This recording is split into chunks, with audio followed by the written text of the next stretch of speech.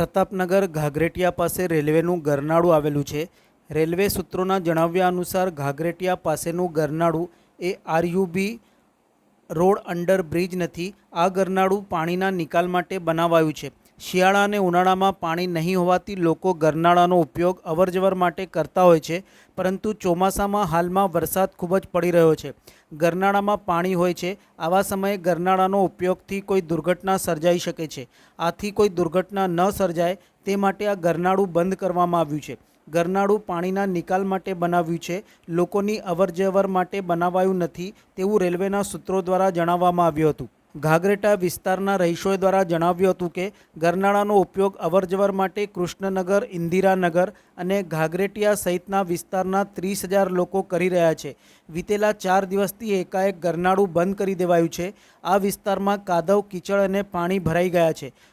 આ સંજોગોમાં ઘાઘરેટિયાનું ગરનાળું અવરજવર કરવાનો એક જ સરળ માર્ગ છે, જે પણ બંધ કરી દેવાતા લોકોને પારાવાર મુશ્કેલીઓ પડી રહી છે। આથી આ ગરનાળું તાત્કાલિક ધોરણે ચાલુ કરવામાં આવે તેવી માંગ સાથે ઘાઘરેટિયા સહિતના વિસ્તારના લોકોએ દેખાવો કર્યા હતા।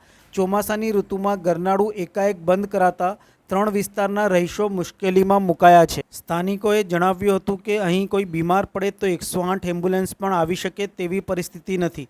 કાઉન્સિલરો પણ કોઈ કામ નહીં કરતા હોવાના પણ આક્ષેપો કર્યા હતા। સમગ્ર મામલે પાલિકાના વિપક્ષી નેતા પણ મેદાને ઉતર્યા હતા અને પાલિકા તંત્રને આડેહાથ લીધું હતું। સ્થાનિકોની મુશ્કેલી માટે પાલિકા તંત્રને જવાબદાર ઠેરવી હતી। વહેલી તકે અવરજવર માટે રસ્તો ખુલ્લો કરવા રહીશો દ્વારા માંગણી કરાઈ હતી। આજે મીડિયાના માધ્યમથી જણાવવામાં આવે છે કે અહીં 25-30 હજાર પબ્લિક તો અત્યારે અહીંયા છે।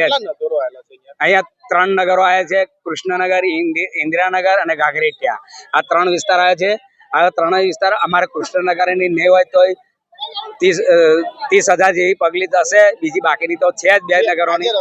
અને જે રસ્તો બંધ કરવાનો આવ્યો છે એ પબ્લિકને કોઈને ખબર નથી અને કોના કહેવાથી કે કોના હું કરવાથી આ રસ્તો બંધ કરવામાં આવ્યો છે એ પબ્લિકને ખબર નથી। આજે 4-5 દિવસથી જે રસ્તો બંધ છે એના માટે અમે મીડિયાના માધ્યમથી અમે બોલાયેલા છે અને એના આધારે અમે કહી શકીએ છીએ। અને અમારી માંગ જો પબ્લિકની પૂરી નહીં થાય અને આ સરકાર અમારી પબ્લિક કે કોર્પોરેશન કે જે કંઈક હોય અમારી માંગ પૂરી નહીં થાય તો અમે રોડ રસ્તા ઉપર ઊભા રહીશું કે કઈ બી ઓફિસોમાં આવીને કઈ બી કરીશું, મિટિંગો કરીશું કે પછી પબ્લિક, હજારો પબ્લિક લઈને અમે તમારી પાસે માંગ કરવા આવીશું।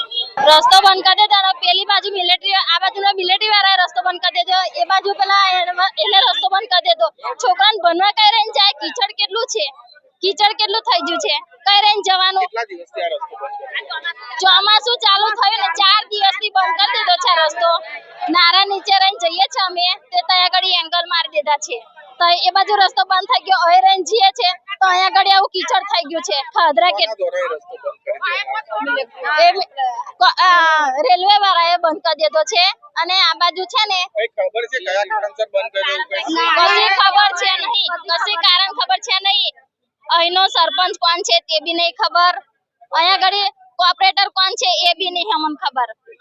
આવે છે વોટ આલવા, અમને આલજો, ઓને આલજો, પણ કોને આલવાનો અમારો વોટ? આ જ્યારે રસ્તો આવો હોય છે ત્યાં તો કોઈ જોવા આવતા જ નહીં, વોટ તો લઈ જ જાય છે, પણ આ જ્યારે રસ્તો આવો છે ત્યારે જોવા આવે છે લોકો નહીં। જે રસ્તો હતો એ મેઇન રસ્તો હતો, છોકરા ભણવા તૈયાર જ જતા હતા અને હવે રસ્તો બંધ થઈ ગયો, આખું બ્રિજ ચડીને જવું પડે છે। અને આ બાજુ હોય આવો રિક્ષાઓ બધું ફસાઈ જાય છે, રિક્ષાઓ ફસાઈ જાય, સાયકલો ફસાઈ જાય, છોકરાઓ જાય કઈ રહીને ભણવા જવાનું। મિલિટરીમાંથી એક રસ્તો નીકળે છે એ બી મિલિટરીવાળાઓએ બંધ કરી રાખ્યો છે।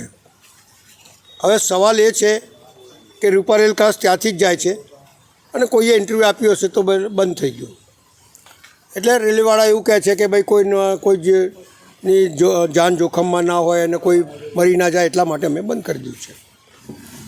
પણ સવાલ એ આવે છે કે મધ્યમ વર્ગ અને ગરીબ વર્ગના નાગરિકો જાય ક્યાંથી, સૌથી મોટો પ્રશ્ન છે। એટલે કાલે જેવું જ મને ખબર પડી તો મેં મ્યુનિસિપલ કમિશનરને ફોન કર્યો, પેલા DRMના PAને ફોન કર્યો, બીજા ઇતર અધિકારીઓને મેં ફોન કર્યો। એમને કીધું કે સોમવારે આવવું પડશે, પણ સોમવાર સુધી આ ગરીબ માણસ કઈ રીતે જોઈ રહ્યા। એટલે હું આપના માધ્યમથી શહેરના તમામ આગેવાનો, જેમ કે અહીંયા 2 ધારાસભ્ય લાગે છે, એક બાજુ યોગેશ પટેલ છે અને બીજું બાજુ જોઈએ તો આપણા બાળુભાઈ શુક્લ છે. સંસદ સભ્ય છે આપણા હેમાંગભાઈ જોશી અને અમે લોકો છીએ. બધા ભેગા મળીને રજૂઆત કરીને એમનો રસ્તો ખોલાવી આપીએ. કારણ કે આમાં પક્ષાપક્ષીનું રાજકારણ ના હોય. પક્ષાપક્ષીને રાજકારણની અંદર ગરીબ માણસ બચારો હેરાન થઈ રહ્યો છે. એટલે મારું કહેવાનો ભાવાર્થ એ છે કે આપણા માધ્યમથી મેં નિવેદન કરું છું કે બધા ભેગા મળી આ ગરીબ લોકોનો રસ્તો ખોલી આપે અને બીજો કોઈ વિકલ્પ એવો સરસ શોધી આપે જેથી એમને ભવિષ્યમાં તકલીફ ના પડે. બીજી વાત, અત્યારે ત્યાં ડ્રેનેજ લાઈન નાખવાની છે. પેલા એક બેન કહેતા હતા કે અહીંયા કોઈ દેખાતું નથી ને આમ ને તેમ. એ તો ઠીક છે, વેદના હોય એટલે માણસ બોલે.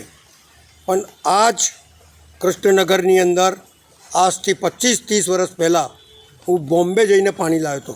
નીચેથી લાઈન નીકળવા નહોતા દેતા. ત્યારે ડીઆરએમની ઉપર ત્યાં ગયેલો અને ત્યાંથી લાવેલો. ત્યાં ઝવેરનગર, અનુપમનગર, વિજયવાડી અને કૃષ્ણનગર બધાને ખબર છે કે ભાઈ જે જૂના માણસોને ખબર છે કે બત્તુભાઈ સૌથી પહેલાં લાઇટ કૃષ્ણનગરમાં હું લાવ્યો હતો. તે વખતે લાઇટ જતી નહોતી ત્યાં, ત્યારે હું લાઇટ લાવ્યો હતો.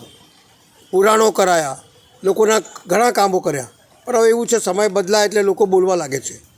પણ દરેક જણની, દરેક ચૂંટાયેલા સભાસદની વેદના હોય છે પક્ષાપક્ષીના રાજકારણથી પરે હટીને. એ લોકોએ બી કામ કર્યું છે, અમે બી કામ કરીએ છીએ.